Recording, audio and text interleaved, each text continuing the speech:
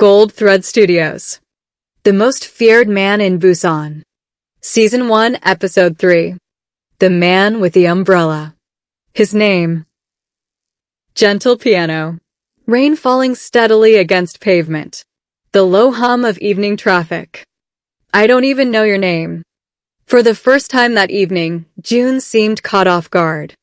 Not dramatically. His expression barely changed. But something in his eyes shifted. Perhaps because most people in Busan already knew his name. Some knew it from newspapers. Some from business reports. Some from buildings carrying the name of companies connected to his family. And some knew it only from whispers. Trisha knew none of those things. To her, he was simply the stranger standing beneath the rain.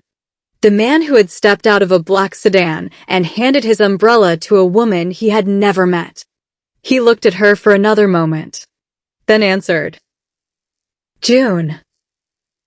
She waited. He almost smiled. Just June. June Seojin. She repeated it carefully. June. Seojin. Her Jamaican accent softened the syllables. He had heard his name spoken thousands of times. In boardrooms. Across conference tables. By attorneys. Investors. Politicians. People asking for favors. People afraid to disappoint him. Yet somehow, he noticed the way she said it. Perhaps because there was nothing attached to it. No recognition. No calculation. Just a name. She smiled. I'm Trisha. I know. Her eyebrows lifted. June realized immediately how that sounded. Trisha took half a step backward. You know? For perhaps the first time in years. June Seojin had to explain himself. I heard the woman you helped call your name. Trisha stared at him. Then laughed. Oh. Something very close to amusement appeared in his eyes. You thought I was following you? I've watched enough television to consider all possibilities. That did it. He smiled. Not the restrained movement from before. A real smile. Brief. Unexpected. And strangely young. Trisha noticed. Then deliberately pretended she hadn't. Well, June Seojin. She lifted the umbrella slightly. Thank you. You're welcome. I'll return it. That isn't necessary. My grandfather would disagree. Your grandfather seems to have many opinions. You have no idea. The pedestrian signal changed. People began crossing around them. Trisha glanced toward the intersection. My subway. June nodded. Good night, Trisha Campbell. She started walking. Then turned. Good night, just June. He watched her disappear beneath the umbrella. The driver stepped from the sedan and hurried toward him with another one. June barely noticed. His attention remained on the crowd. Until the beige coat disappeared completely. Only then did he return to the car. The driver opened the rear door. June climbed inside. The door closed. Rain softened against tinted glass. For several seconds. Nothing happened. Then the driver asked quietly, Home, sir? June looked toward the intersection where Trisha had disappeared. Yes. The car pulled away. Neither man spoke again. But somewhere between that intersection and his apartment, June realized something unusual. He was still smiling. Trisha reached the subway platform with 30 seconds to spare. The doors opened. She stepped inside, found an empty seat, placed the umbrella carefully across her knees, and stared at it. Black. Ordinary. The sort of umbrella sold in hundreds of shops across Busan. Nothing remarkable about it. Except, a stranger had stepped into heavy rain to give it to her. She shook her head. Just June. The woman sitting beside her glanced over. Trisha pretended to be deeply interested in the subway map. Outside the window, dark tunnels rushed past. Her phone vibrated. Mina.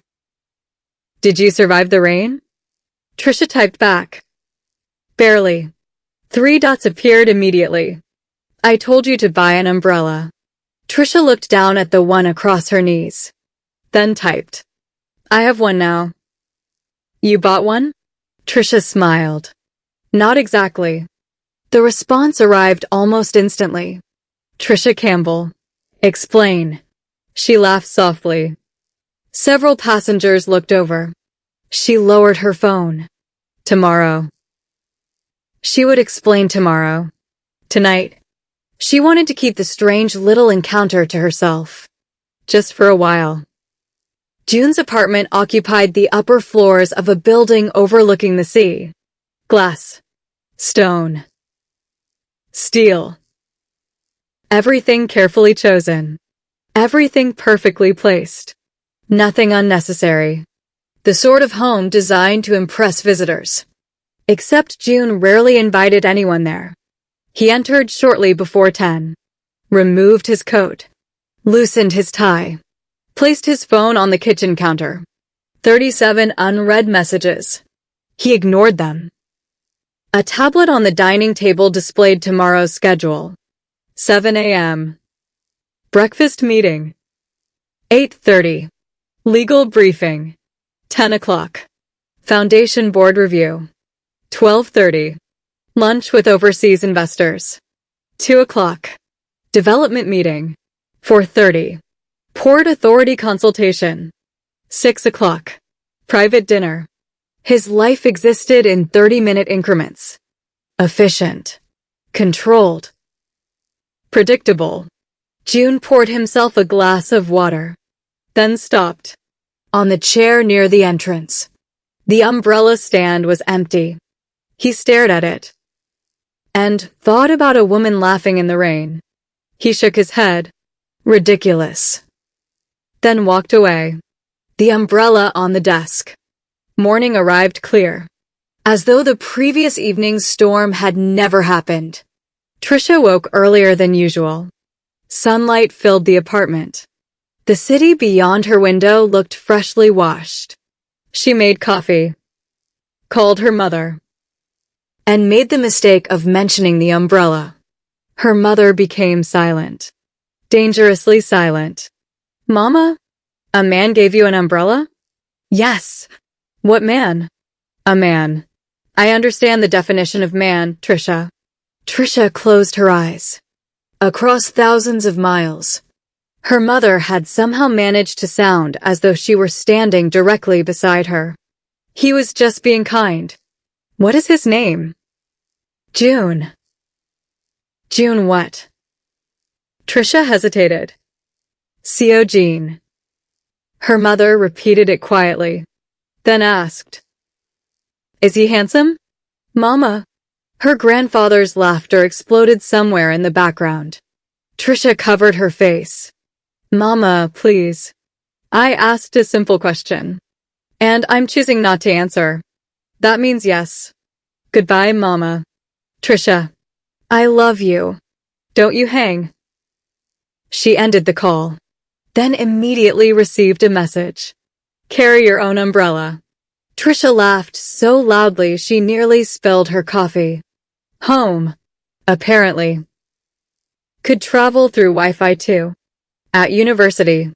Mina was less subtle. A man? Several students turned. Trisha lowered her voice. Mina. You said someone gave you an umbrella. Yes. Someone.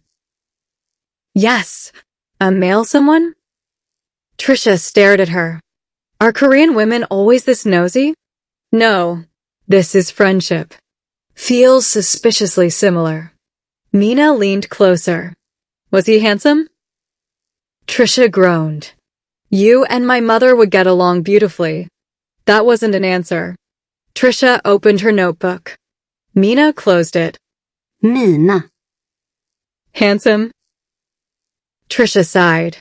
Yes. Mina smiled triumphantly. There. Happy? Very. He gave me an umbrella. That's all. Did you get his name? Yes. Mina's smile widened. Trisha immediately regretted answering. What? Nothing. His name. Trisha hesitated. Jun Seojin. Mina stopped smiling. Completely. Trisha noticed. What? Mina stared at her. What did you say? Jun Seojin. A pause. Mina. There are a lot of people named June. All right. And Seojin isn't exactly rare. All right. So it could be anyone. Trisha frowned. Why are you acting strange? I'm not. You absolutely are. Mina opened her mouth. Then closed it. What did he look like? Trisha described him. Tall. Dark hair. Charcoal coat. Black sedan. Driver. Calm voice. Mina's expression changed with every detail. Finally, she whispered. No. What? Nothing. Mina. Did he say where he works? No. Did you ask? No. Why not? Because normal people don't conduct employment interviews while accepting umbrellas. Mina looked at the umbrella leaning beside Trisha's chair. Then at Trisha. Where is it? Where is what? The umbrella. Right there. No. Where are you taking it? To him. Mina blinked. You know where he is? Trisha smiled. There was a business card tucked inside the umbrella strap. She reached into her bag, placed a simple white card on the table. Mina looked down. There was no elaborate logo, no list of titles, only June Seojin, and beneath it, an address. Mina's face lost its color. Trisha noticed. What? Mina looked up. Trisha. Yes, you might want to sit down. I am sitting down. Good. Mina pushed the card back toward her. That man isn't just some businessman. Trisha waited. Mina lowered her voice. That building belongs to Haesung Group. The name meant nothing to Trisha. Her expression said so. Mina stared at her. You really don't know? No. Mina leaned back. Wow. What? You may be the only person in Busan who doesn't. The explanation came slowly. Not because Mina enjoyed suspense. Because she wasn't sure how much of what people said was true. Haesung Group controlled interests across shipping, logistics, construction, hotels, technology, and property development. Its influence stretched far beyond Busan. And Jun Seojin was the man increasingly responsible for it. He wasn't famous in the celebrity sense. He avoided interviews, rarely attended social events, almost never discussed his private life. But in certain circles, his name carried enormous weight. He's dangerous? Trisha asked. Mina hesitated. I didn't say that. You're thinking it. People tell stories. What stories? That depends on who is telling them. Mina. Business people are afraid of him. Why? Because he doesn't lose. That doesn't make someone dangerous. No. Mina looked at her carefully. But people say when Jun Seojin decides something is finished. She paused. It's finished. Trisha looked at the umbrella. Then remembered him standing in the rain. Calm. Polite. Offering it to her with both hands. That man didn't match Mina's description. Or perhaps, she simply hadn't seen enough of him yet. Trisha picked up the business card. So he's rich. Extremely. Powerful. Yes. Private. Very. And apparently terrifying. To some people. Trisha slipped the card into her notebook. Mina stared at her. What are you doing? Returning his umbrella. Mina nearly dropped her chopsticks. His world. The building rose above the harbor like a wall of glass. Trisha stood outside, looked up, and immediately reconsidered several decisions that had brought her there. People entered through revolving doors wearing suits that probably cost more than her semester's grocery budget. Black vehicles arrived one after another. Security officers stood discreetly near the entrance. She looked at the umbrella in her hand. This was a terrible idea. She could simply leave. Keep the umbrella. Send it by courier. Pretend she had never found the business card. Then she heard her grandfather's voice in her memory. If you borrow something, return it better than you found it. She sighed. Grandpa, your principles are inconvenient. And walked inside. The lobby was enormous. Marble floors. Towering windows. A sculptural installation suspended above the reception area. People moved quietly. Purposefully. Trisha approached the desk.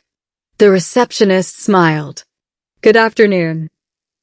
Good afternoon. I'm here to return something to Mr. June. The receptionist's professional smile remained. Do you have an appointment? No. The smile changed by approximately 0.5 millimeter. I see. Trisha lifted the umbrella. He lent me this. The receptionist looked at it. Then at Trisha. For the first time. Her expression became genuinely confused. Mr. June, lent you an umbrella? Yes. Silence. Trisha began to understand that perhaps June Seojin did not regularly distribute umbrellas throughout Busan. I can leave it here. That would probably be. The receptionist stopped. Her posture straightened. Several employees crossing the lobby did the same. Trisha noticed the change before she understood the reason. The revolving doors opened. 3 men entered. 2 wore suits. The third wore a charcoal coat. June. He was speaking to one of the men beside him. His expression was different. Not unkind. Not angry. Simply focused. Controlled. People moved aside. No one instructed them to. They simply did. For the first time. Trisha saw what Mina had tried to explain. Power didn't always announce itself. Sometimes. A room announced it for you. June looked toward the reception desk. Stopped. His conversation ended in the middle of a sentence. His eyes found hers.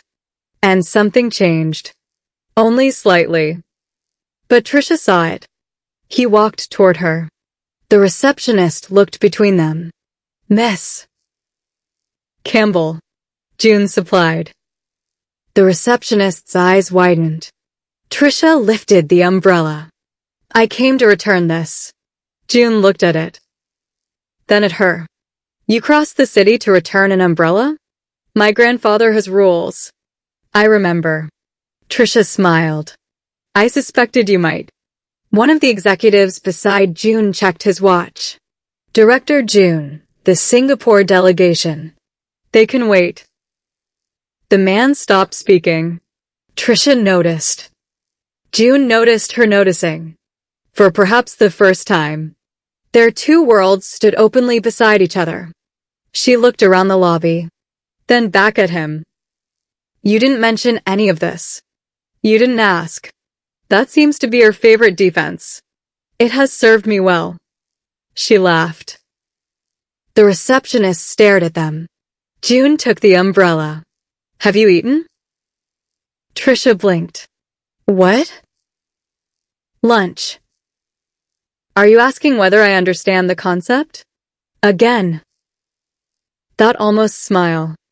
I'm asking whether you've eaten. No. Neither have I.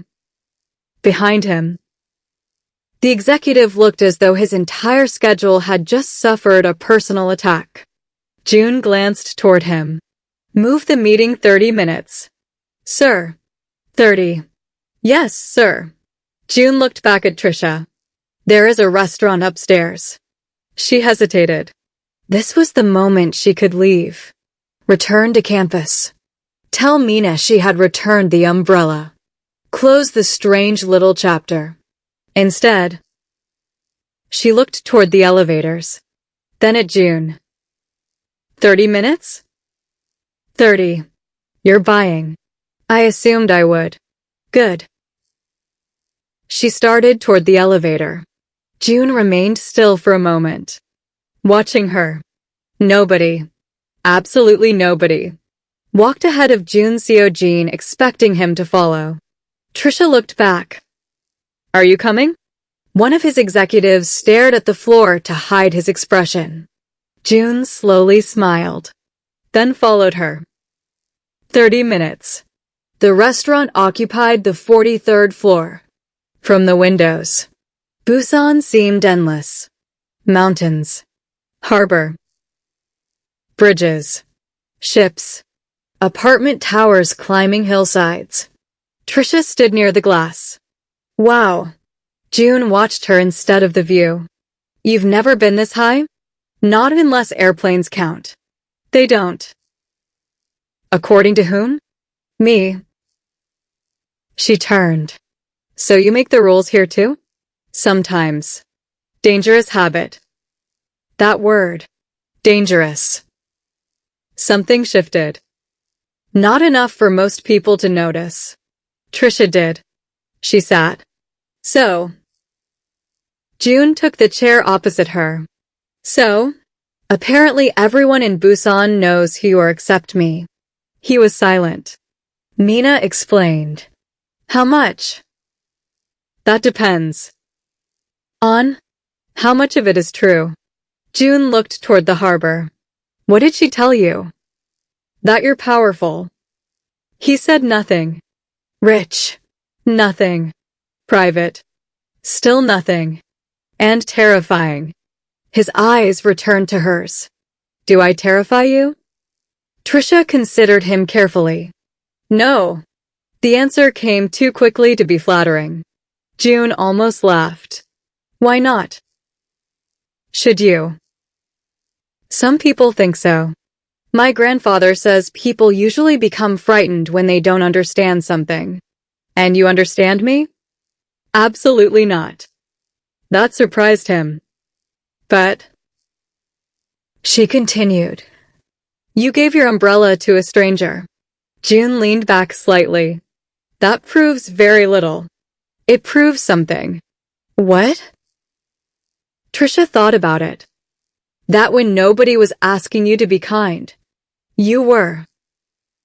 Silence. June had received compliments his entire life. Intelligent. Strategic. Disciplined. Successful. Powerful. No one, in a very long time, had called him kind. The server arrived. The moment disappeared. But not entirely. Some moments refuse to leave just because conversation continues. They ordered. Trisha asked questions about Busan. June recommended neighborhoods she hadn't explored.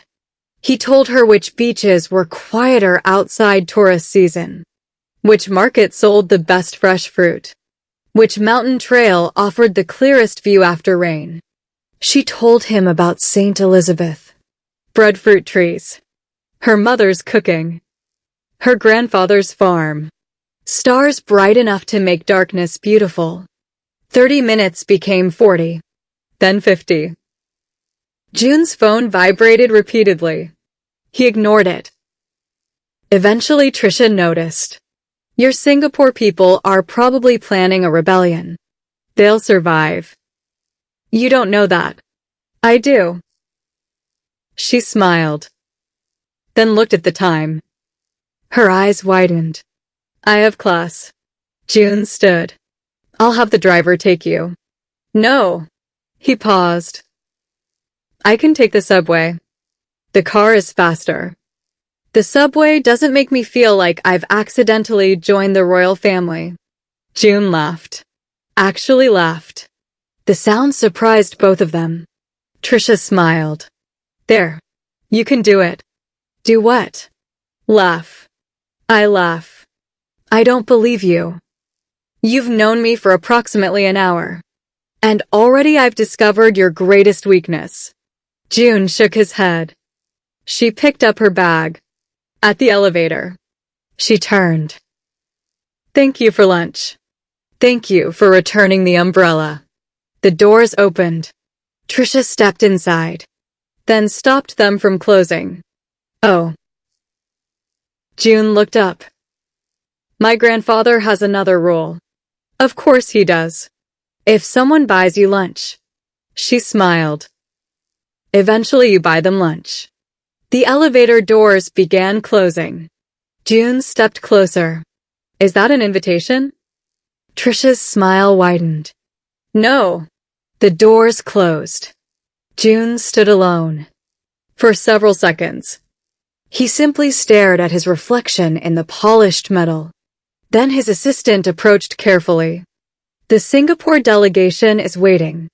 June nodded. His expression returned to normal. Almost.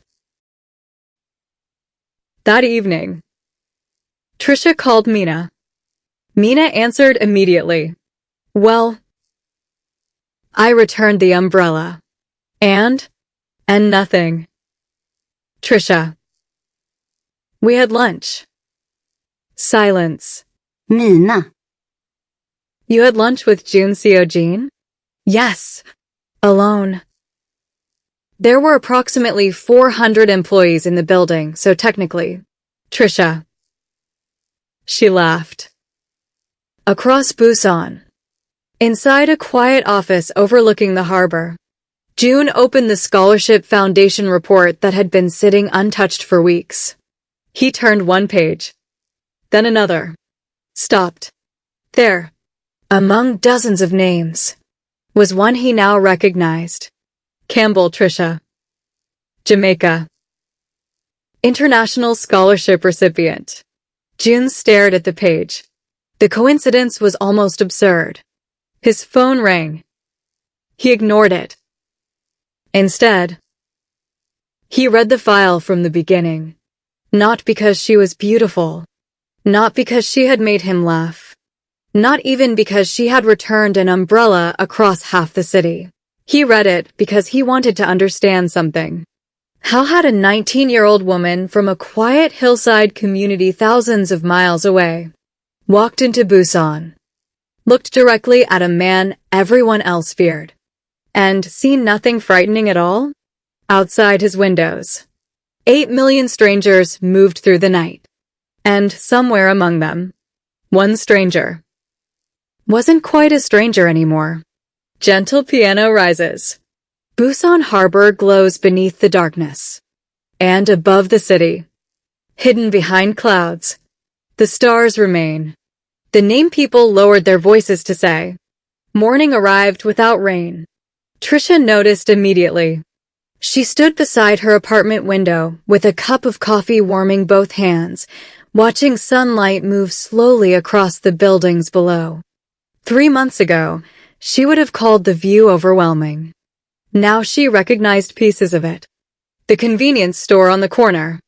The bakery whose owner always added an extra roll to her bag. The bus stop where the number 27 arrived almost exactly 2 minutes late every morning.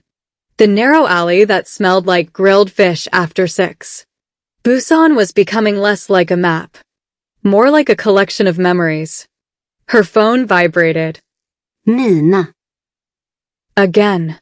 Trisha smiled before answering. You know, some people say good morning first.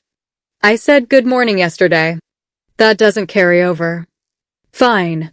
Good morning. Now tell me everything again. Absolutely not. You had lunch with June Seojin. Yes. On the 43rd floor of Haesung headquarters. Yes. And you're behaving like you had noodles with somebody from accounting. Trisha sipped her coffee. He's a person, Mina. There was a pause. Yes. Something about Mina's voice made Trisha lower the cup. But nothing. Mina. Another pause. People don't usually talk about him that way. What way?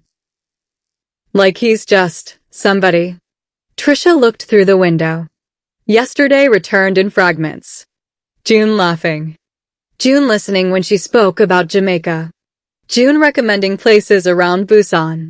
June standing quietly when she told him she wasn't afraid of him. She hadn't seen a monster. She hadn't seen a legend. She had seen a man who seemed strangely surprised whenever someone treated him normally. Maybe that's the problem, she said. What? Maybe nobody lets him be somebody. Mina became quiet. Trisha hadn't meant the sentence to sound important. But sometimes, the simplest observations reveal things people have spent years avoiding. Across the city, June was already at work. The scholarship file remained on his desk. Closed now. But not forgotten. His assistant entered carrying the morning briefing. Your 9 o'clock has arrived. June nodded. And the foundation director called. June looked up. Why? They're preparing next quarter's international student reception. Normally, that information would have earned nothing more than acknowledgement. Today, June's eyes moved briefly toward the closed folder. Send me the details. His assistant paused. June noticed. What? Nothing, sir. That expression usually means something. The assistant straightened. You've never requested details about the student reception. June returned to the document before him. There's a first time for everything. Yes, sir. The assistant turned toward the door. Mr. Park. He stopped. Yes. June looked at him. Don't contact Miss Campbell. Mr. Park's face remained professional. But barely. I wasn't planning to. Good. Why would I contact Miss Campbell? June stared at him. Mr. Park bowed. I'll send the reception details. The door closed. June leaned back. He had revealed too much. Not to Trisha. To someone worse. His assistant. Mr. Park had worked beside him for 7 years. Which meant, by lunchtime, the man would have developed approximately 15 theories. June sighed. For reasons he couldn't explain, the thought almost amused him. 3 days passed. June did not call. Neither did Trisha. There was no reason to. They weren't friends. Not exactly. They certainly weren't anything else. They had shared an umbrella. Then lunch. That was all. Trisha returned to lectures. Assignments. Subway rides. Late-night study sessions. Calls home. Life continued. And yet, occasionally, something reminded her of him. A charcoal coat passing through a crowd. A black sedan.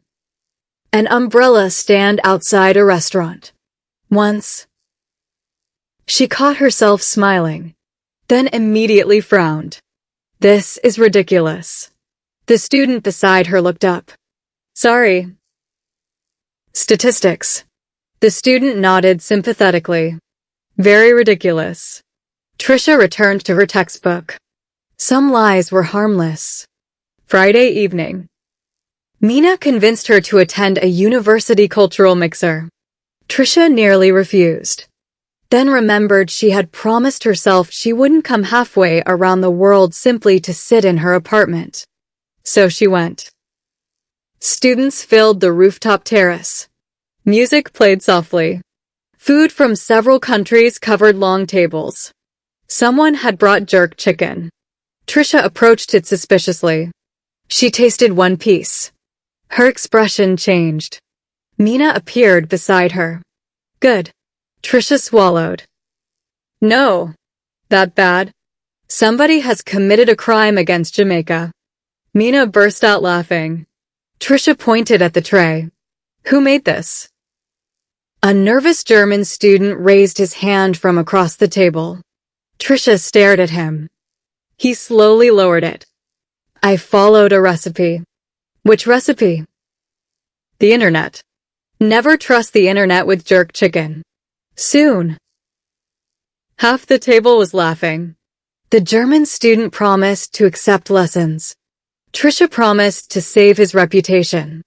For an hour, she forgot about everything else. She danced, talked, laughed, told stories. She was 19. Thousands of miles from home. And for one evening, that felt less frightening than extraordinary. Then Mina's expression changed.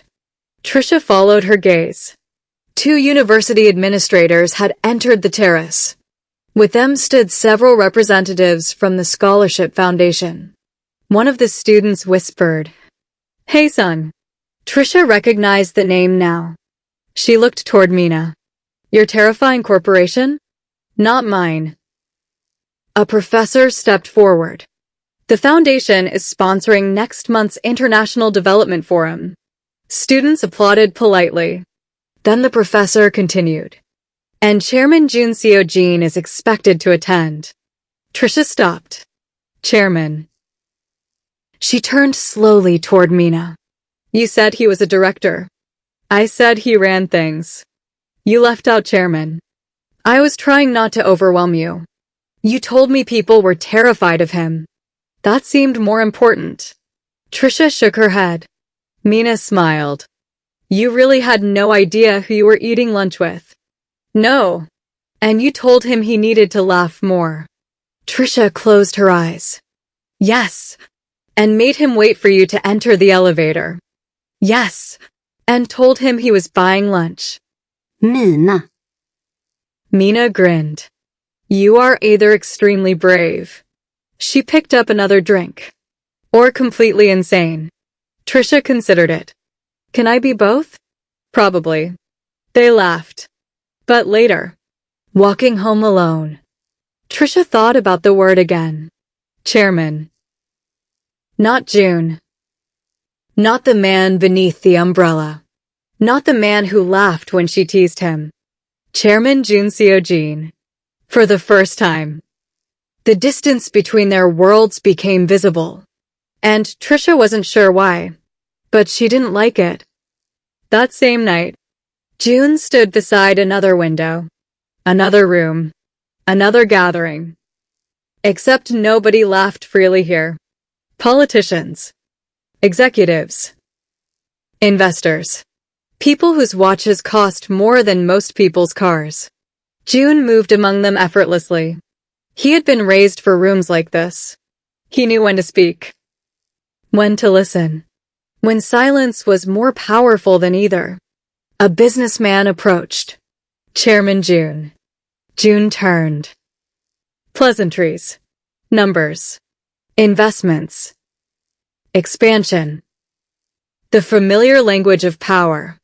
Then, from somewhere across the ballroom, someone laughed. Not Trisha. Nothing like her. Still. His mind supplied the memory. Her standing beside the elevator. There. You can do it. June almost smiled. The businessman stopped speaking. Chairman. June returned his attention. My apologies.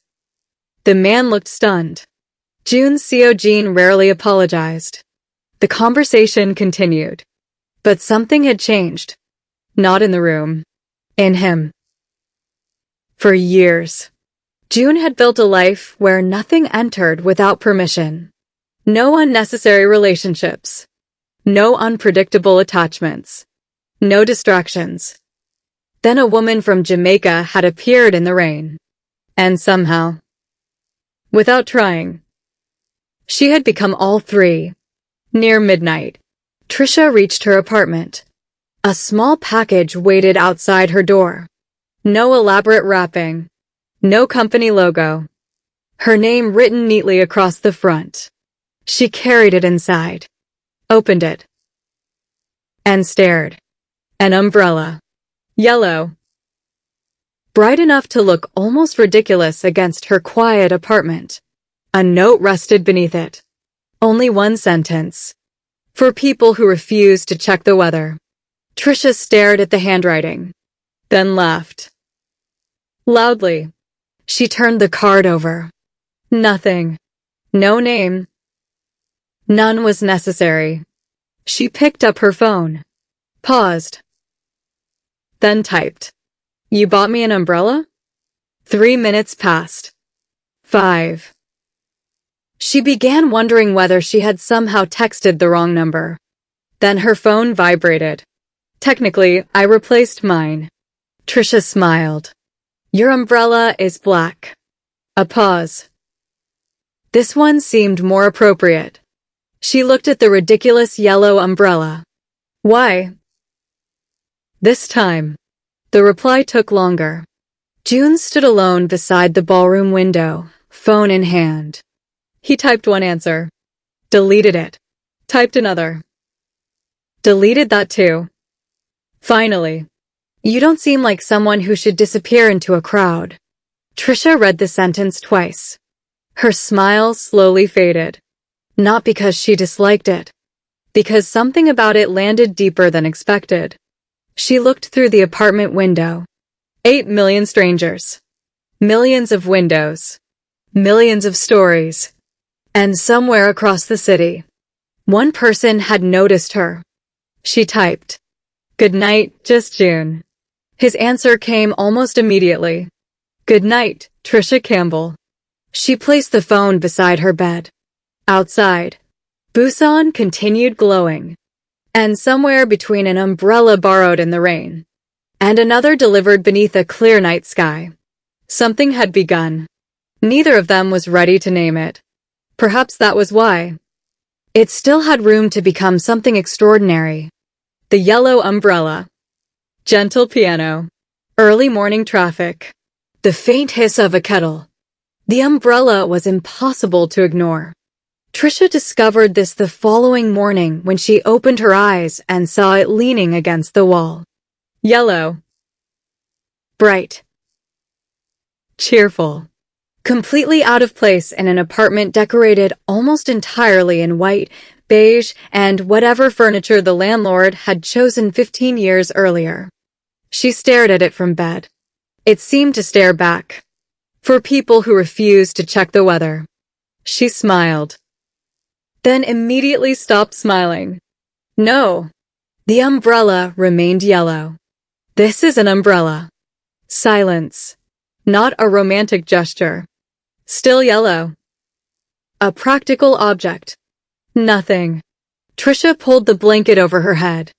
This was becoming embarrassing. By 9 o'clock, Mina had seen it.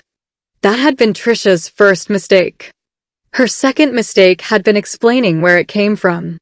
Mina stood in the university corridor holding the umbrella as though it were evidence in a criminal investigation. He sent this to your apartment? Yes. How does he know where you live? Trisha stopped. She hadn't thought about that. Mina's eyes widened. Exactly. Maybe the foundation has my address. That's not better. He runs the foundation. That is definitely not better. Trisha took the umbrella from her. He sent an umbrella, Mina. Not a surveillance team. You don't know that. Mina. I'm joking. Trisha stared. Mostly. They started toward class. Mina glanced at the umbrella again. Yellow. Yes. June Seo-jin bought you a yellow umbrella. Yes. Because you shouldn't disappear into a crowd. Trisha stopped walking. How do you know that? Mina smiled. Trisha's expression changed. You read my messages? You left your phone open. Mina. I saw one sentence. You are unbelievable. I am your friend. This is important research. This is not research. This is history. Trisha walked away. Mina hurried after her. Are you going to see him again? No. The answer came quickly. Too quickly. Mina heard it. Trisha heard it too. Neither commented. Across Busan, June was having a considerably less amusing morning. The boardroom had been silent for 11 minutes. Not because anyone lacked something to say. Because June had just rejected a proposal worth hundreds of millions of won. The executive responsible for it sat rigidly across the table. June turned another page. The projections assume growth without accounting for displacement. The executive swallowed. The development would create jobs. And remove how many families? Silence. June looked up. How many? Approximately 180. And where do they go? We would provide compensation. That wasn't my question. The room became quieter. June closed the report. Revise it. Chairman June. Include relocation. The executive hesitated. That's expensive. June's expression didn't change. So is losing. No one spoke. Bring me a proposal where growth doesn't require pretending people don't exist. The meeting ended. Chairs moved immediately. Folders closed. Executives disappeared with remarkable efficiency. Mr. Park remained. He always remained. June gathered his papers. What? Mr. Park looked innocent. Nothing. You're still standing there. I often stand. June looked at him. Mr. Park surrendered. The yellow umbrella. June stopped. What about it? It arrived successfully. I know. How? June's eyes narrowed. Mr. Park nodded toward June's phone. June returned to his documents. Mr. Park smiled faintly. Yellow was an interesting choice. Mr. Park. Yes, sir. Do you enjoy your employment? Very much. Then I suggest you stop discussing umbrellas. Understood. He reached the door. Mr. Park. Yes. June hesitated. Was it too much? Mr. Park turned slowly. 7 years. He had worked for June for 7 years. He had watched the man negotiate acquisitions without blinking, dismiss executives twice his age, stand across from politicians and refuse to bend. He had never, not once, heard June Seo-jin ask whether something was too much. Mr. Park wisely concealed his surprise. It was an umbrella, sir. June nodded. Right. Mr. Park opened the door. Then added, yellow suited her. June looked up. Mr. Park disappeared before he could respond. Saturday. 6 days passed. No lunches. No mysterious deliveries. No unexpected meetings. Just occasional messages. Short ones. June asked whether she had finally learned the subway system. Trisha informed him that Busan's subway and she had reached a diplomatic agreement. She sent him a photograph of kimchi jjigae. He responded. Too mild. She replied. You weren't there. I can tell.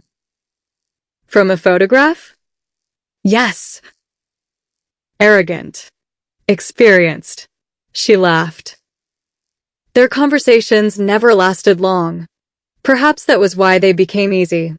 Neither demanded anything. Neither asked where the other had been. They simply appeared occasionally, inside each other's day. Then Saturday arrived. Trisha went to the neighborhood market. She needed vegetables, rice, eggs, fruit, and something that could reasonably substitute for Scotch bonnet peppers without disappointing her ancestors. She stood examining a row of chilies when someone beside her said, "Those won't work." She froze. She knew the voice. Trisha turned. June stood beside her. No suit. No charcoal coat. Dark sweater. Casual trousers. Hands in his pockets. For several seconds, she simply stared. He looked almost normal.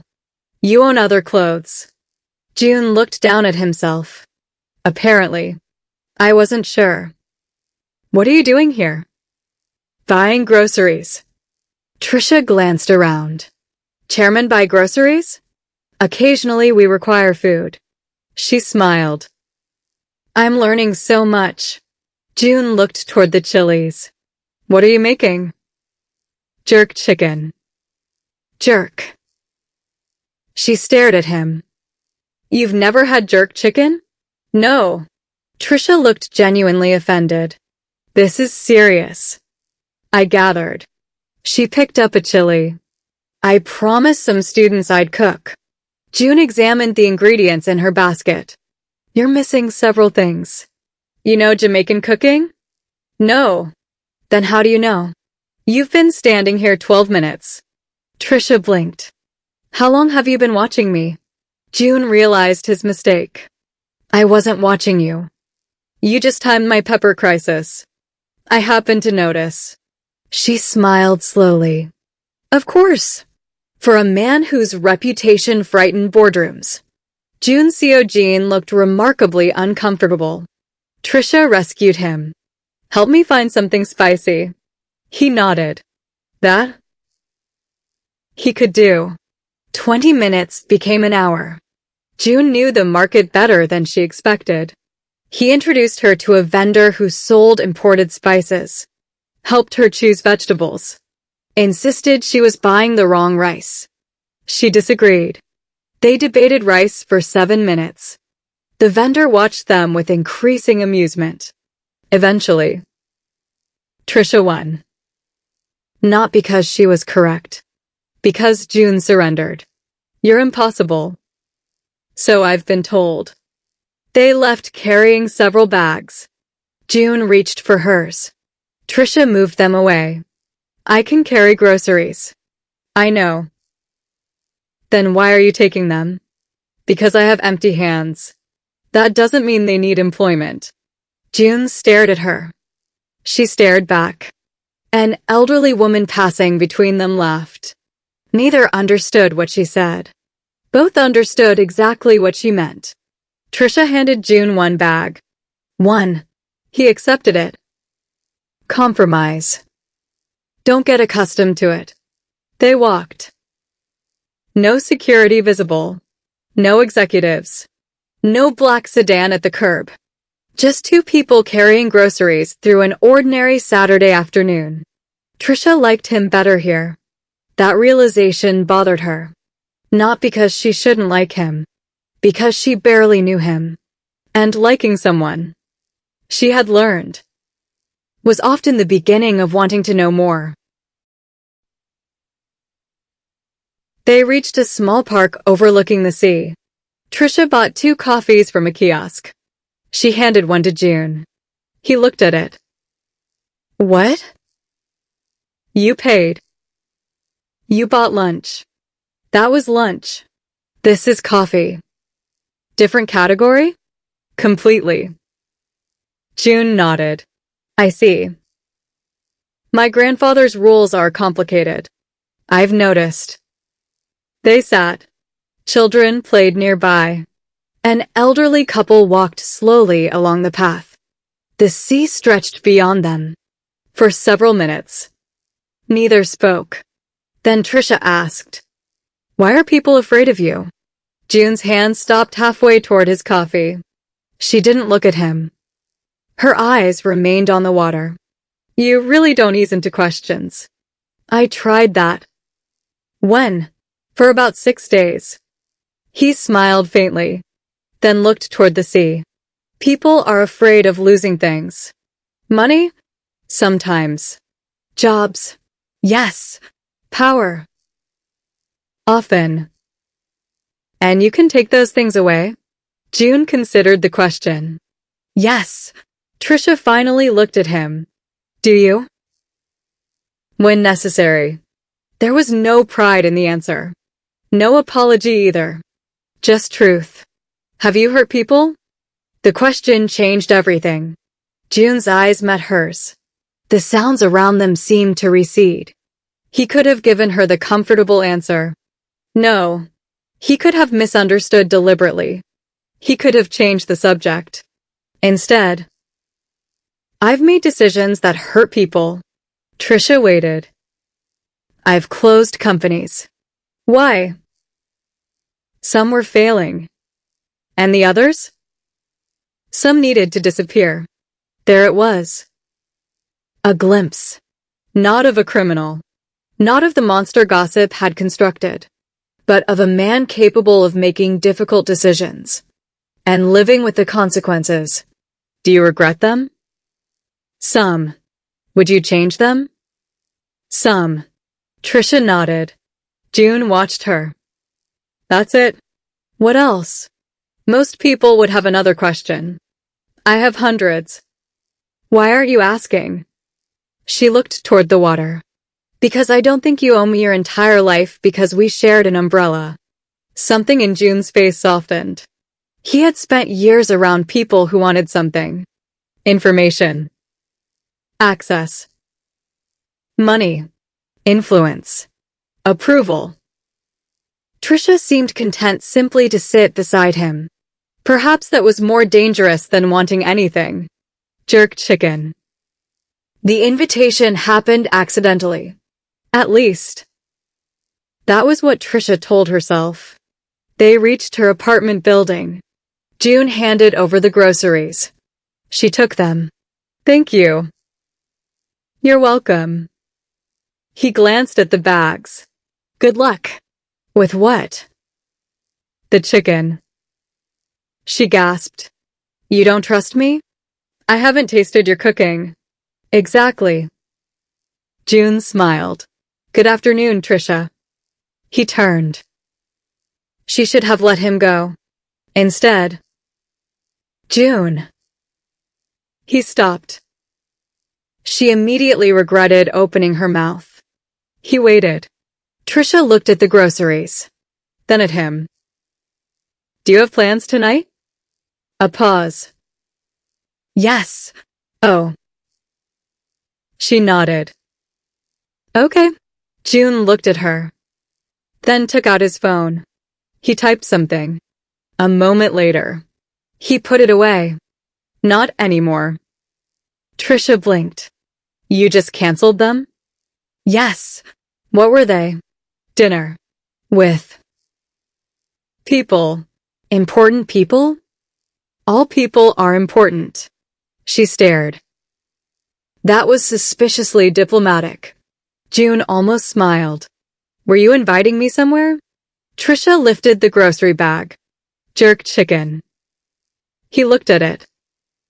You said I've never had it. You haven't. And apparently that's serious. Extremely. June nodded. What time? 7. I'll be here. He walked away. Trisha watched him, then looked toward the apartment building, then back toward him. What did I just do? At 6:58, someone knocked. Trisha opened the door. June stood outside, holding flowers and wine. She looked at both. What's this? I was told not to arrive empty-handed. By whom? Mr. Park. Your assistant? Yes. He seems sensible. Don't encourage him. She laughed and stepped aside.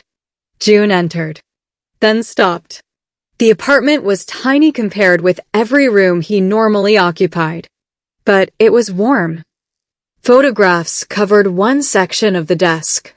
Her mother, grandfather, the little blue house, St. Elizabeth Hills, a Jamaican flag magnet on the refrigerator, books stacked beside the sofa, the yellow umbrella near the door. June noticed it. You kept it. Trisha followed his gaze. What was I supposed to do with it? I don't know. It's an umbrella, June. Right. She smiled. Not a romantic gesture. His eyes moved toward hers. Trisha suddenly became very interested in the chicken. Dinner. Yes. Sit. He obeyed. Another unfamiliar experience. The jerk chicken nearly defeated him. Trisha noticed after the second bite. You're suffering. No. You're sweating. It's warm. The window is open. June reached for water. Trisha laughed. You said the kimchi jjigae was mild. It was. And this. He paused. Hostile. Trisha laughed until tears filled her eyes. June watched her.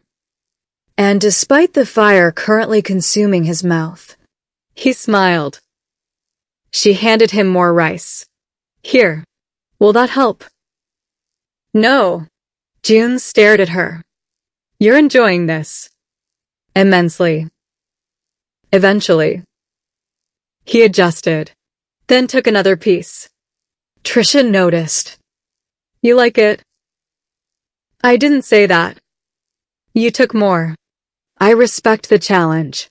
That's businessman language for yes. June shook his head. They ate, talked, and somewhere between rice and chicken, the conversation became quieter. Trisha told him about the night before she left Jamaica, counting stars beneath the breadfruit tree, her grandfather sitting beside her, his lesson about seeds remembering what they were. June listened, really listened. Then she asked, What about you? What about me? Where is home? June's expression changed. Not dramatically, but enough. Trisha immediately knew she had reached something guarded. Busan, he answered. That isn't what I asked. His eyes met hers. She didn't push. After a moment, June said quietly, I don't know. The honesty surprised both of them. Trisha looked toward the photograph of her family. Maybe home isn't always a place. What is it? I don't know yet. A pause. Maybe it's somewhere you don't have to explain why you're tired. June looked at her. For a long moment, neither moved. Something shifted between them. Small. Fragile. Real. Then Trisha's phone rang. Mama. Trisha closed her eyes. June noticed. Problem? You have no idea, she answered. Hi, Mama. Her mother's voice was loud enough that June could hear it. Did you eat? Yes. Good. What did you cook? Jerk chicken. For yourself. Trisha glanced at June. Mistake. Her mother heard the hesitation. Trisha? June lowered his eyes, hiding a smile. Mama. Who is there? Nobody. June looked offended. Her mother became silent. Trisha Campbell. June's shoulders moved. He was laughing. Silently. Trisha glared at him. Her mother heard something. Is that a man? June lost the battle. A laugh escaped. Trisha covered her face. Her mother's voice rose. Trisha? June whispered. Should I leave? Her mother heard that too. Who is that? Trisha wanted the earth to open. Immediately. June was openly laughing now. For perhaps the first time. Trisha understood why everyone found his laughter so surprising. Because when June Seo-jin forgot to control himself, he looked nothing like the man Busan feared. He looked happy. And that frightened her more than his reputation ever could. Because she liked being the reason. The woman in the photograph. Some questions become heavier the longer they remain unasked. For 3 days. Trisha carried one. She carried it onto the subway. Into lectures. Through lunch with Mina. Across the market. Back into her apartment at night. The last time someone got close to Chairman June. She hadn't meant to overhear it. But once words entered your mind, there was no polite way to return them. By Sunday afternoon, Mina noticed. They sat inside a small cafe near campus. Outside, autumn leaves tumbled along the sidewalk. Mina stirred her drink. You've been quiet for 17 minutes. Trisha looked up. You counted? I became concerned after 12. Trisha smiled faintly. Mina waited. What happened? Nothing. That answer has never meant nothing in the history of friendship. Trisha looked through the window, then finally asked, "Do you know anything about June's past?" Mina's spoon stopped. There. That reaction again. Trisha leaned back. So you do. I know what people say. What did they say? Mina hesitated. A few years ago, there was a woman. Trisha immediately disliked the tiny sensation that moved through her chest. She ignored it. What woman? Her name was Han Sua. Mina lowered her voice. She came from a very wealthy family. Her father owned a financial company in Seoul. Were they together? People thought they would marry. That sensation returned. Stronger. Trisha picked up her coffee. It had suddenly become extremely important. What happened? Nobody really knows. Mina. I'm serious. She leaned closer. One day they were attending charity events together. There were photographs everywhere. Then suddenly, nothing. Nothing. Sua disappeared from public life. Where did she go? Europe, supposedly. And June? He changed. Trisha looked at her. How? Mina thought for a moment. My aunt worked for Hasing then. That surprised Trisha. She said he used to be different. Different how? Easier. Mina shrugged. He laughed more. Went out with employees sometimes. Remembered people's birthdays. Trisha smiled slightly. He still laughs. Mina gave her a look. With you. The smile disappeared. Mina. I'm only saying what I've noticed. Trisha looked down. What happened between them? There are rumors. What kind? Mina hesitated again. Then. Her father's company collapsed. Trisha frowned. Because of June? That's what some people believe. Do you? I don't know. What happened to her father? Lost almost everything. And Sua? She left Korea.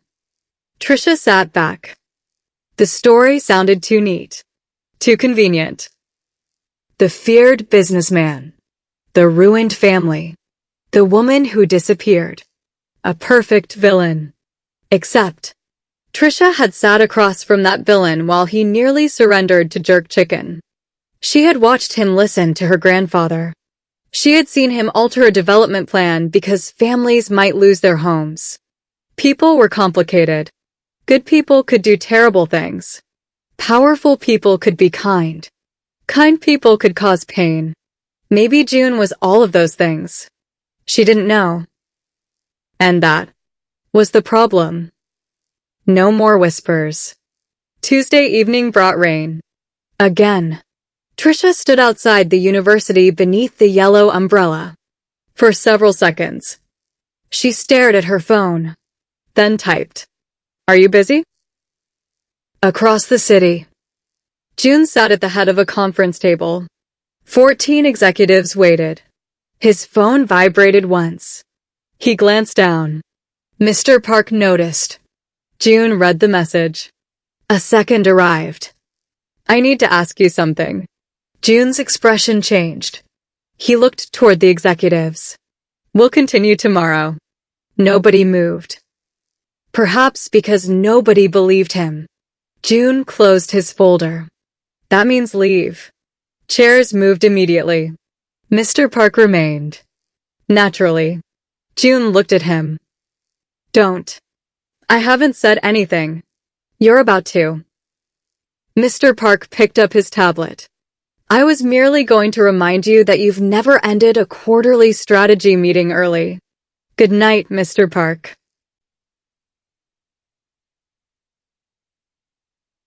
Good night, sir. At the door. Mr. Park stopped. Yellow umbrella? June stared. Mr. Park disappeared. 25 minutes later. Trisha sat beneath the awning of a quiet cafe. Rain fell beyond the pavement. June arrived alone. No driver. No assistant. No entourage. He saw her immediately. Yellow umbrella leaning beside the table. He sat opposite her. You look serious. I am. June waited. Trisha wrapped both hands around her tea. I heard something. His face didn't change. About me. Yes. What? She could have softened it. She didn't. Han sa. Silence. Not surprise. Recognition. June looked through the cafe window. Rain moved slowly down the glass. When he finally spoke, his voice was quieter. Who told you? That matters. No. He looked at her. What did you hear? That you were going to marry her. June didn't answer immediately. We were engaged. Trisha hadn't expected the confirmation to sting. It did. She hated that. What happened? June looked down at his hands. Sua's father used his investment company to hide debt. Trisha listened. He borrowed against assets that didn't exist. Did you know? No. When did you find out? When Haesung became one of the companies exposed to the losses. The pieces began shifting. What did you do? I reported him. There it was. Simple. Clean. Devastating. Knowing what would happen? Yes. To Sua too? June's jaw tightened. Yes. Trisha sat quietly. Outside. People hurried beneath umbrellas. Did she ask you not to? Yes. And you did it anyway. Yes. No excuses. No elaborate defense. Just yes. Trisha looked at him. Why? June's eyes met hers. Because thousands of people's pensions were tied to those investments. She hadn't expected that. Employees. Teachers. Factory workers. Small business owners. People who believed the numbers they were shown. He paused. If I protected her father, I would have helped him steal from them. Trisha understood. That didn't make the cost smaller. Did she forgive you? No. The answer came quietly. Did you forgive yourself? June looked away. That was apparently a different question. What it cost. Sua hadn't simply left him. Her father had been prosecuted. The family name had become a national scandal. News cameras followed them. Business partners disappeared. Friends stopped answering calls. June had become the easiest person to blame. Perhaps. In some ways. He was. I could have warned her. Trisha listened. I didn't. Why? I was afraid her father would destroy evidence. So you chose the investigation. Yes. Over her. June's voice became almost inaudible. Yes. Trisha looked at him for a long time. That's why people think you're cold. I imagine it's one reason. Are you? June almost smiled. You've met me. That isn't an answer. No. He looked toward her. I don't think I was. Was. The word mattered. What happened after she left? I worked. That's it. I worked more. Trisha understood something then. The towers. The meetings. The endless schedule. The apartment that felt like nobody lived there. June hadn't built his life only around ambition. He had built it around absence. If every hour belonged to work, there was less room for memory. Do you still love her? The question escaped before Trisha could stop it. June's eyes lifted. She immediately regretted it. You don't have to answer that. But June did. No. A pause. I loved who we were. Trisha remained still. That isn't the same thing. No, it wasn't. June looked at her. Why did you want to know? Because people keep telling me who you are. And I'd rather hear it from you. Something moved across his face. Something almost vulnerable. Even if you don't like the answer? Especially then. June nodded slowly. He understood. This woman wasn't asking him to be innocent. She was asking him to be truthful. There was a difference. And perhaps, truth was the one thing he could still give her. They left the cafe after 9. The rain had softened. Trisha opened the yellow umbrella. June looked at it. You actually use it? Of course. I thought you hated it. I never said that. You called it ridiculous. It is ridiculous. And yet, she lifted it higher. It's cheerful. June smiled. They walked together. One umbrella. 2 people. Not touching.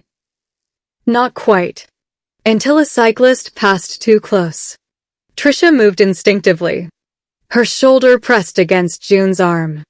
His hand reached lightly toward her waist. Only to steady her. Nothing more. But both stopped. For 1 second. The city disappeared. June's hand remained there. Warm through her coat. Trisha looked up. He looked down. Rain tapped against yellow fabric. Traffic moved somewhere beyond them. Neither spoke. Then June slowly removed his hand. Sorry. You stopped me from being run over. A very aggressive bicycle. She laughed. The moment broke. Almost. They continued walking. This time. Closer. Neither mentioned it. Someone is watching. Across the street. Inside a parked car. A camera clicked. Once. Then again. The photographer lowered the lens. Checked the images. June Seojin. Under a yellow umbrella. Beside an unidentified young woman. Close enough to matter. The photographer made a call. I found something. A voice answered. Send it.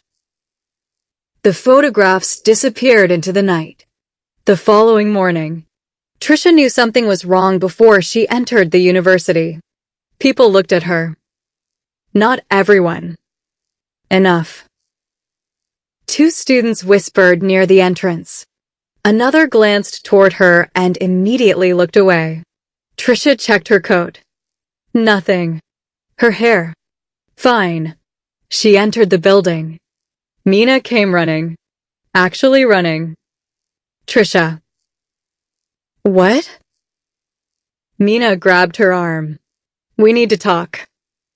What happened? Mina held up her phone. On the screen. A photograph. Trisha beneath the yellow umbrella. June beside her.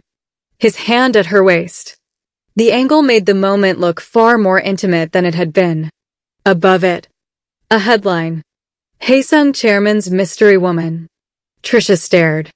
Her stomach dropped. Mina swiped. Another photograph. Leaving the cafe. Another. Walking together.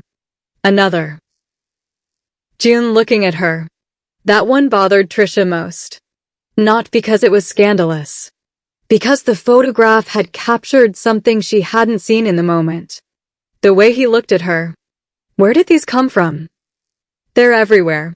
Trisha looked around. Now she understood the staring. Her phone began vibrating. Unknown number. Another. Another. Messages. Social media notifications. Her name hadn't been published yet. But it wouldn't take long. Then, her phone displayed the one call she wanted. June. She answered. Hello. His voice came immediately. Where are you? University. Stay inside. Trisha frowned.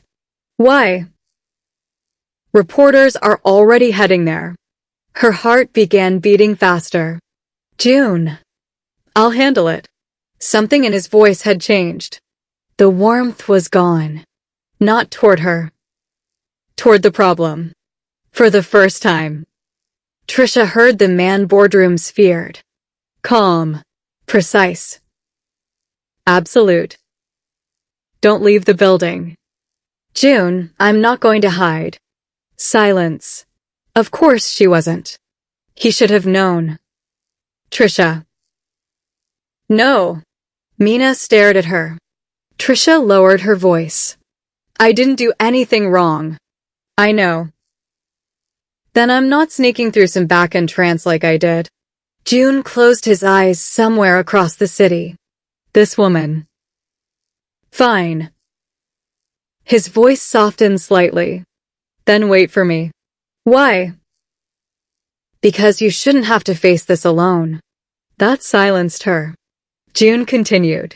This happened because of me. No. Yes. June. I'll be there in 15 minutes. The call ended. Trisha stared at the phone. Mina stared at Trisha. Then Mina whispered. Oh, this is bad. Trisha looked toward the glass entrance. Outside, the first camera crew had arrived. The man Busan feared.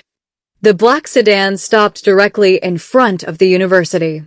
Reporters moved immediately. June stepped out. No umbrella. No hesitation. Mr. Park followed. Questions exploded. Chairman June.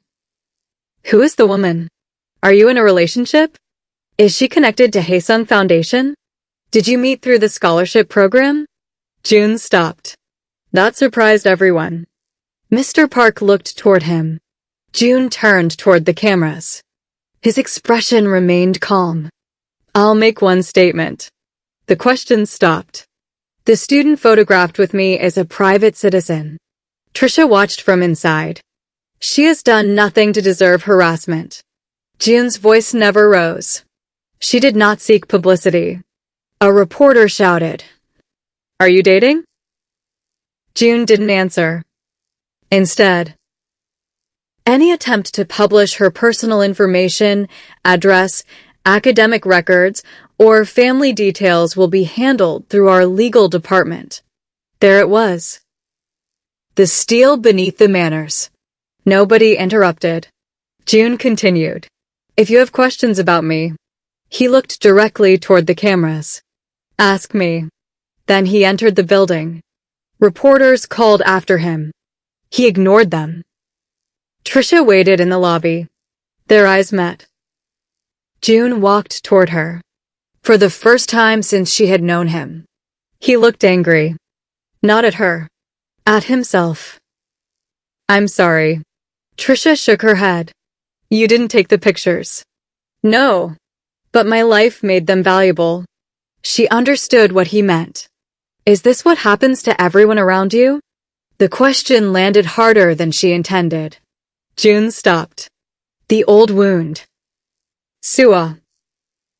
Trisha saw it immediately. June. He looked away. Sometimes. Her anger softened. Not disappeared. Softened. I have class. June looked at her. What? I have class in 12 minutes. Trisha. I came to Korea to study. Reporters stood outside. Phones were ringing. Her face was spreading across the internet. And Trisha Campbell was worried about being late for class. June stared at her. Then, very slowly, he smiled. What? He asked. She adjusted her backpack. Life doesn't stop because strangers are curious. June remembered her grandfather, the farmer he had never met. Somehow, he could hear the man's influence in every word. Go. Trisha started walking, then turned. You should go to work too.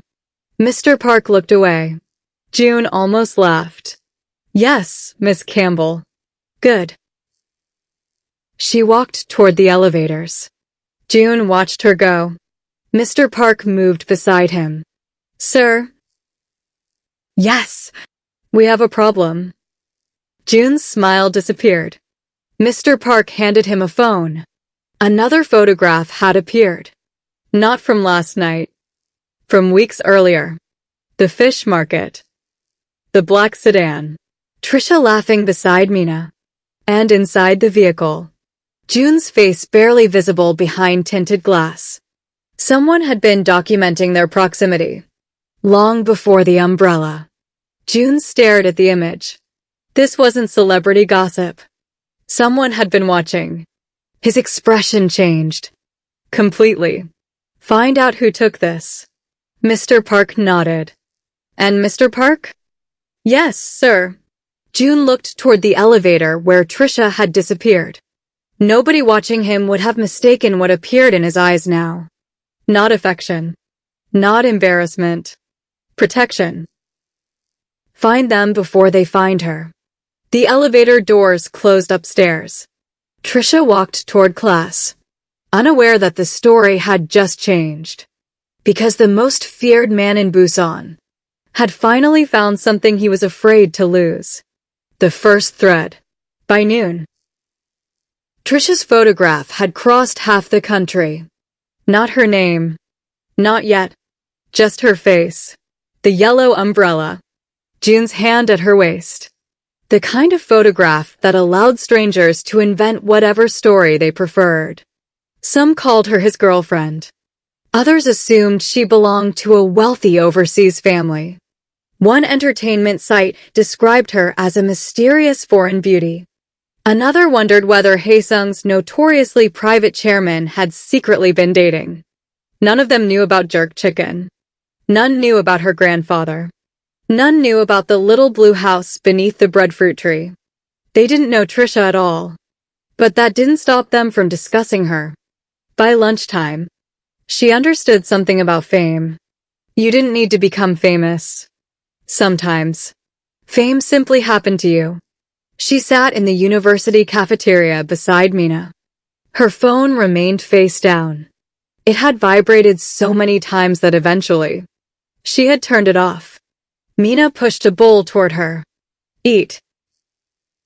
I'm not hungry. Eat anyway. Trisha looked at her. You sound like my mother. I accept this promotion. Despite everything. Trisha smiled. She took a spoonful. Across the cafeteria. People tried very hard not to stare. They were terrible at it. Mina noticed. Want me to fight them? With what? I haven't decided. You're 5'3". Anger adds height. Trisha laughed. And for a few seconds, the day became normal again. Then a student approached. Young. Nervous. Phone in hand. Excuse me. Trisha looked up. Are you?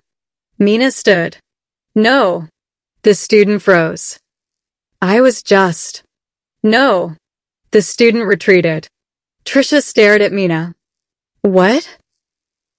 You looked uncomfortable. I can speak for myself. I know. Mina sat. But sometimes friends speak first. That sentence stayed with Trisha. Sometimes friends speak first. Perhaps. That was what June had done outside the university. He hadn't claimed her. Hadn't defined whatever existed between them. Hadn't used her name. He had simply stepped between her and something she hadn't asked for. Maybe protection wasn't always possession. Maybe sometimes. It was simply standing beside someone while they found their own voice. Across Busan, June's office had become a war room. Not publicly. Haesung didn't do chaos publicly. Inside the executive suite, however, Mr. Park had 3 laptops open. Legal counsel occupied one end of the conference table. Corporate security occupied the other. June stood beside the windows. The fish market photograph remained on the screen. Timestamp. 3 weeks earlier. Before the umbrella. Before lunch. Before anyone should have cared about Trisha. Mr. Park spoke. The image wasn't uploaded until this morning. Source? Anonymous account. Original file? Still tracing. June turned. Camera. Professional telephoto lens. So whoever took it wasn't a tourist. No. The room became quiet. The head of security changed the image. Another photograph appeared. June entering the market. Alone. Then another. His car outside Haesung headquarters. Another. A charity dinner. Another. The University Foundation building. June studied them. Then understood. They weren't following her. Mr. Park nodded. They were following you. June looked again at the fish market photograph. Trisha happened to be there. Until she didn't happen to be there anymore. Someone following June had noticed her. And then started watching her too. When did the photographs change focus? Mr. Park opened another folder. After the cafe, there were 6. Trisha leaving campus. Trisha buying groceries. Trisha entering her apartment building. June's expression became still. Too still. Mr. Park knew that expression. Everyone in the room did. Her address. We don't believe it's been published. Believe? The single word sharpened the room. The security director corrected himself immediately. It has not been published. Good. June looked toward legal counsel. Keep it that way. Then toward security. Find the photographer. We're working on it. June's eyes hardened. Work faster. Nobody needed clarification. The call home. Trisha postponed calling Jamaica for as long as possible. Not because she wanted to hide anything. Because explaining Korean internet gossip to her mother felt like an advanced diplomatic assignment. Unfortunately, Mama had internet too. At 3:17 p.m. The phone rang. Trisha stared at the screen. Mama. Mina looked over. Good luck. You're leaving. Absolutely. Coward. I have survived enough today. Mina disappeared. Trisha answered. Hi, Mama. Her mother's voice was suspiciously calm. Good afternoon. Trisha closed her eyes. This was worse than shouting. How are you? I am fine. And Grandpa? He is sitting right here. A pause. Hello, my little star. Her grandfather sounded normal. Thank God. Hi, Grandpa. Her mother returned.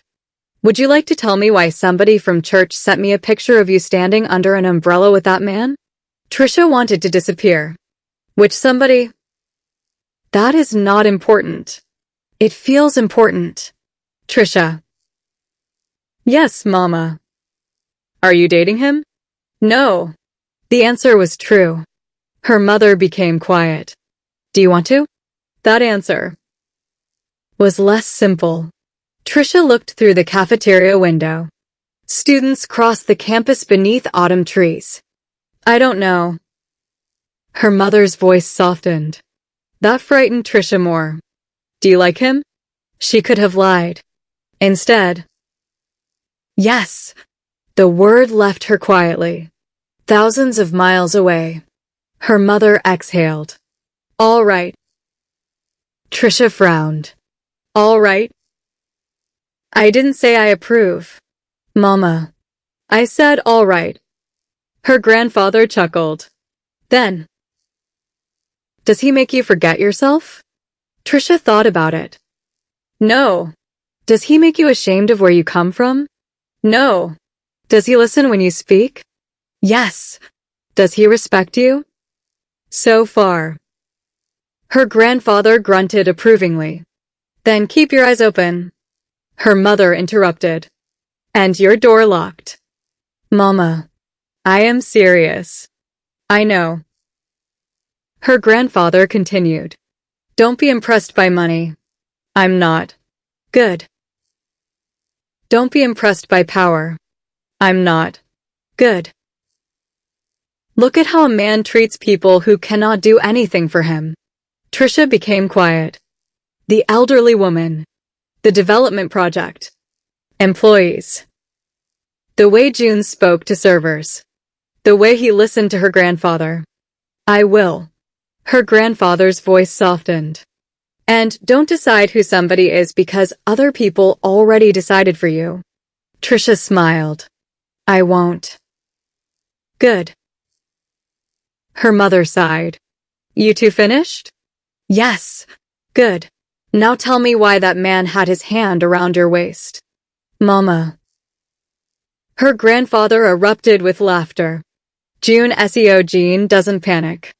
June did not panic. People who worked with him knew this. Markets could collapse.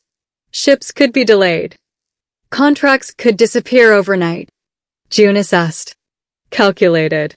Responded. He did not panic. At 4 that afternoon, Mr. Park watched him read the same security report 3 times. That was close enough. We'll find him. June didn't answer. Mr. Park continued. The photographer hasn't approached Miss Campbell. Yet? No. June closed the report. Have someone near her building. Already arranged. June looked up sharply. Discreetly. Of course. She sees security following her. She'll hate it. Mr. Park almost smiled. You know her well. June stared.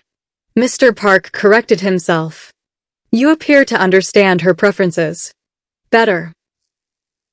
A moment passed. Then Mr. Park sat opposite him. Something he rarely did without invitation. May I say something? You usually do. This isn't your fault. June looked toward him. The photographs exist because of me. Yes. She's being followed because of me. Possibly. Her family could be exposed because of me. Mr. Park waited. June's voice lowered. This is how it starts. Mr. Park understood. Sua. Not the same circumstances, but the same instinct. June saw someone near him becoming collateral damage, and immediately assumed distance was protection.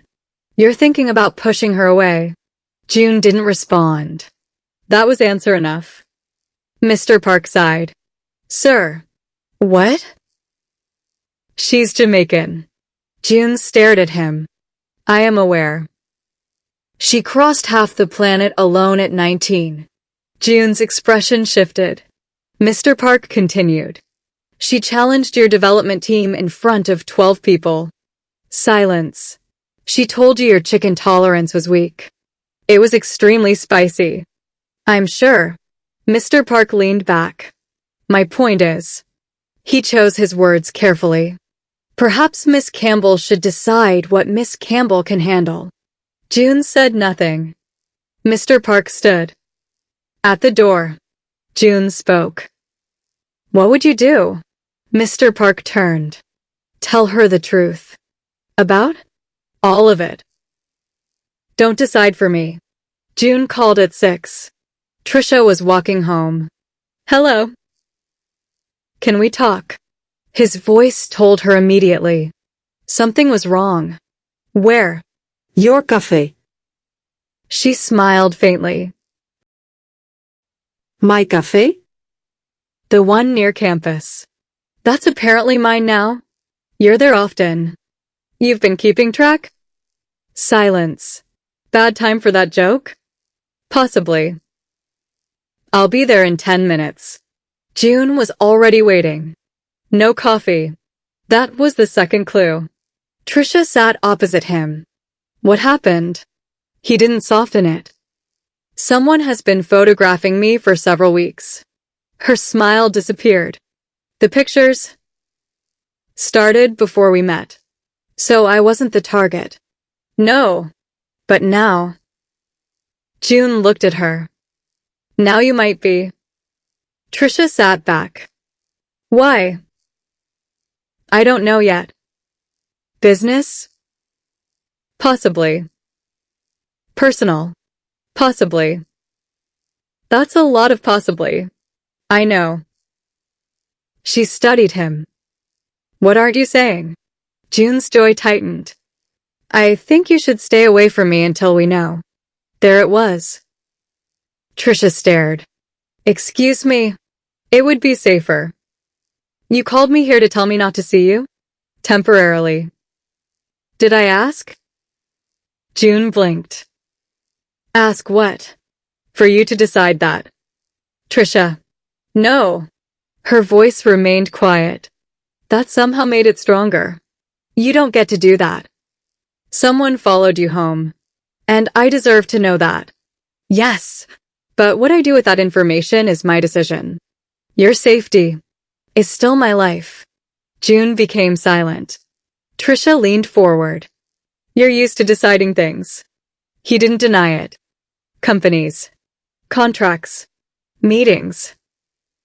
People probably move when you tell them to. They usually do. I don't.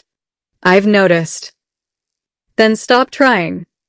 June looked at her. For several seconds. Neither spoke. Finally. I'm trying to protect you. I know. Then why are you angry? Because protection without choice can start looking a lot like control. The words landed. June sat back. Nobody spoke to him like this. Not anymore. Perhaps nobody ever had. Trisha's expression softened. You can warn me. Yes. You can help me.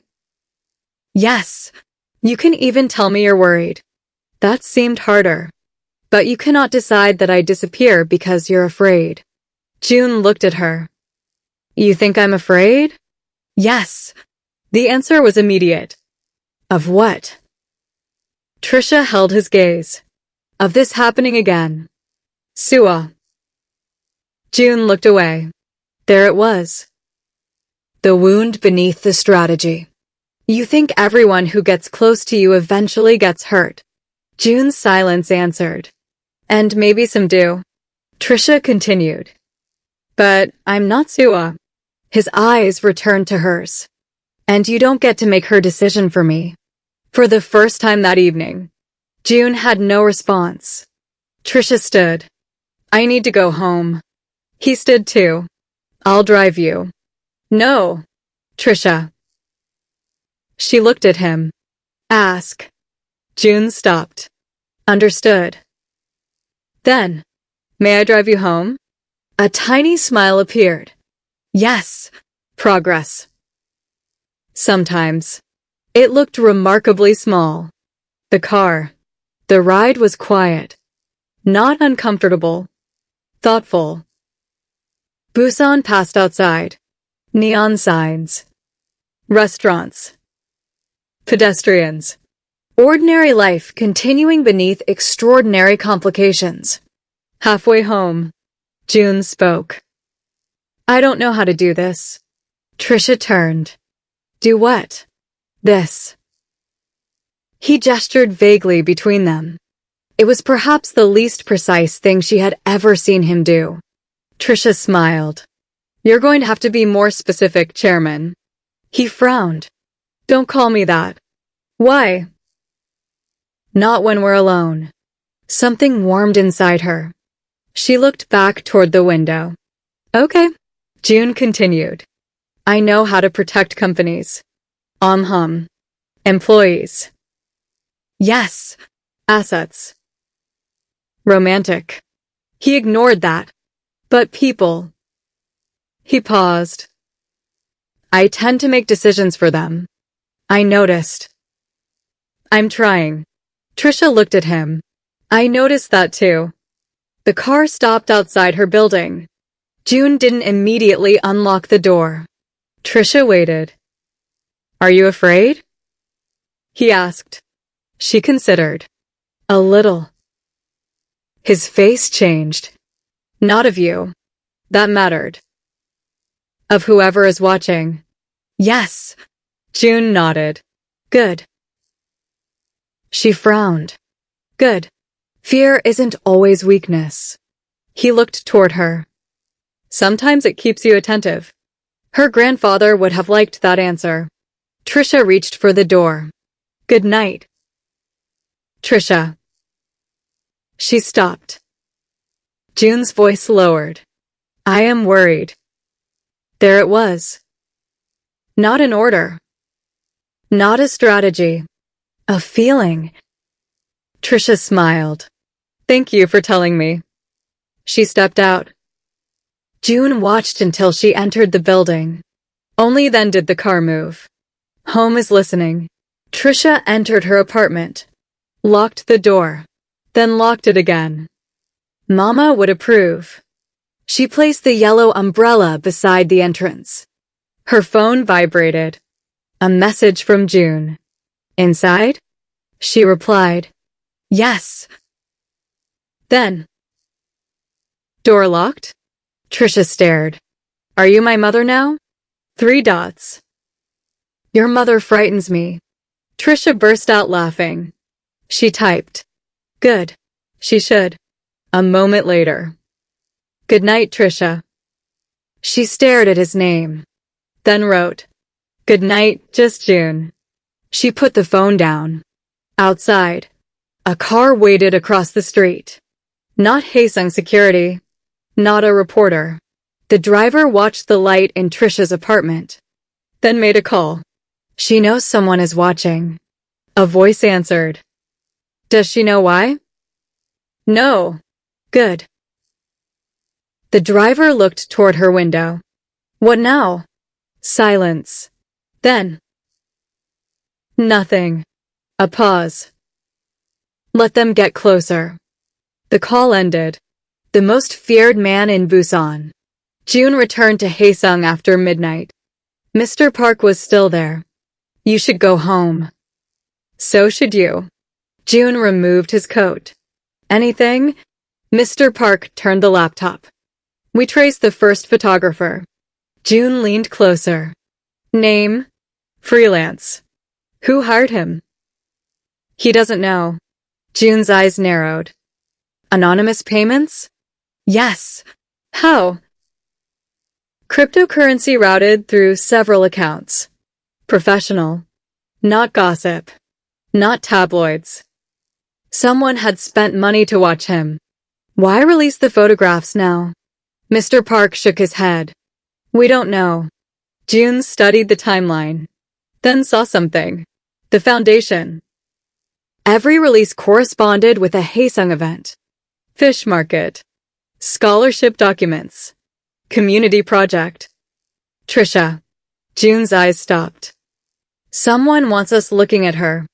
Mr. Park understood. A distraction? Maybe. From what? June looked toward the harbor. Ships moved silently through the darkness. Then his phone rang. Unknown number. Mr. Park looked at him. June answered. No voice. Only breathing. Then, a man spoke. Chairman June. June's expression became unreadable. Who is this? You've become careless. June said nothing. People are beginning to notice. What do you want? A quiet laugh. Nothing from you. June's eyes hardened. Then why call? Because the Jamaican girl seems kind. Everything inside June became still. Mr. Park saw it. The voice continued. It would be unfortunate if Busan taught her the wrong lesson. June stood. When he spoke. His voice was almost gentle. That was when Mr. Park knew someone had made a terrible mistake. If you go near her. The caller interrupted. You'll what? Silence. Then, for the first time in the story, the audience heard why men twice June's age feared disappointing him. He didn't shout. Didn't threaten wildly. Didn't lose control. He simply said, Try me. The call ended. Mr. Park stared at him. June lowered the phone. Trace it. Already doing it. June walked toward the windows. Below him, Busan stretched toward the sea. 8 million people. 8 million strangers. And somewhere among them, someone believed Trisha Campbell was a weakness. June looked across the city. They were wrong. A weakness was something that made a man smaller. Trisha had done something far more dangerous. She had reminded Jun Seo-jin that there were still things in this world worth protecting, not because they belonged to him, because they mattered. And whoever was watching was about to discover the difference. Morning would come. Trisha would attend class. Mina would make jokes. Her mother would call. Her grandfather would ask whether she had looked at the sky. Life would continue. But beneath the ordinary rhythm of Busan, another story had begun moving. One Trisha knew nothing about. One June had hoped never to revisit. Because the voice on that phone belonged to someone he recognized. Someone connected to the life he had lived. Before Busan learned to fear him, June stared into the darkness and whispered a name he hadn't spoken in years. Minho. Gentle piano stops. Silence.